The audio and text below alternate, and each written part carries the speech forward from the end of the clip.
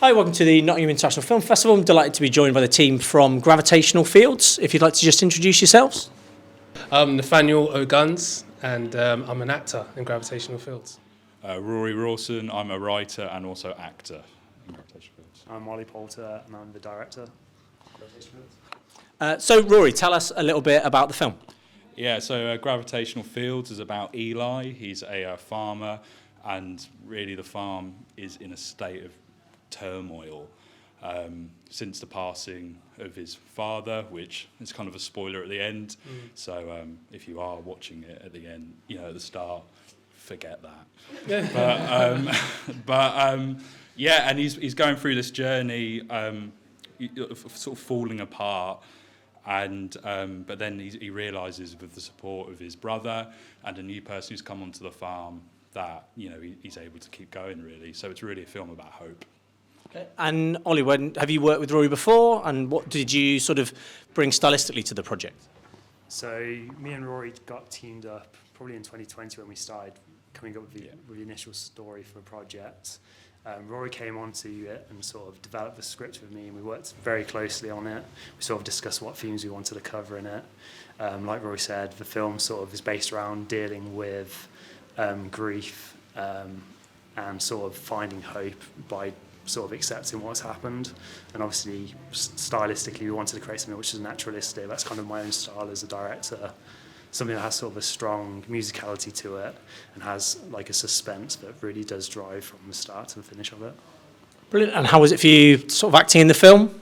Man, it's Ollie's brought me out of my comfort zone, I would have to say. I'm quite laid back, and I think the character's kind of laid back as well in a sense, because he's kind of like very strong character, and he's holding a lot in, and he doesn't really show his emotions.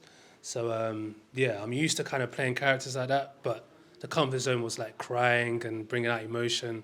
So yeah, it was really amazing. Because a lot of the acting you have to do in the film is done without the dialogue. It's just it is a very physical performance. So how was doing that and tapping into that emotion? Yeah, I think I try to do it through my voice, because I've got more of a high pitched voice, like that kind of high. So I was trying to be like more like, and then through my face, I was just trying to feel something, like something happened to me. I'm just constantly reliving what's happened. Father dies and stuff like that. So yeah, that's what was going in my whole body and my whole nature throughout the whole film. Fantastic. And how excited are you to share the film with an audience?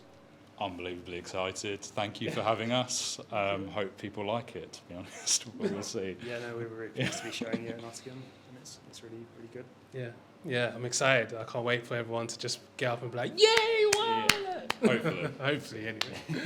I'm only just talking positive. It's one of those films that was always designed to be seen in the cinema, so it's really good that people will get to experience it in that way, because it's got quite a lot in the sound design, sort of a power that's held in that, and it really does sort of like those wide landscape.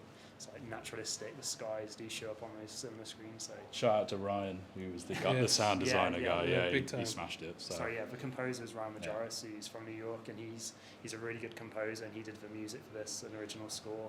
So we're really pleased to have that, and hopefully, Yeah, the great thing about the score as well is when we shot the scene when I get pulled into the barn where I think I'm being abducted. It looks like Another spoiler. Yeah, it's up to interpretation. yeah, it's up to interpretation. But the great thing about what Ollie did was he played the music, and that music it takes you to another like realm, and just playing that music, I was able to get myself into this zone. Like, what the hell am I getting myself into? Like, he actually was abducted on set. Literally. That's I used to be his colour, but now I've come back this way. I got abducted. It's not me really. It's just another guy really talking to you.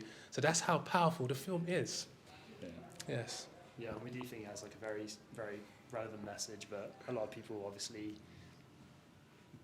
build into, and obviously like it's quite an introspective film, so it's one of those films that you'll probably bring to it what you get out of it, if you know what I'm saying. So